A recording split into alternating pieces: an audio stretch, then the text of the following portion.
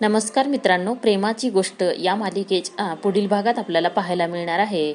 सावनीला खूप राग आलेला असतो का तर तिचे प्लॅन सगळे फेल झालेले असतात. पर्याय म्हणून सावनी आरतीला भेटायला जाते.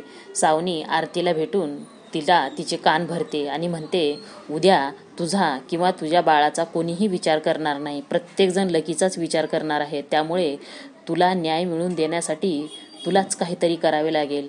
मी का म्हणते, तू एक काम कर, त्या कोळीच्या विरोधात कोर्टात केस दाखल कर. तर हे सगळं सावनीचं बोलणं आरतीला पटत असतं.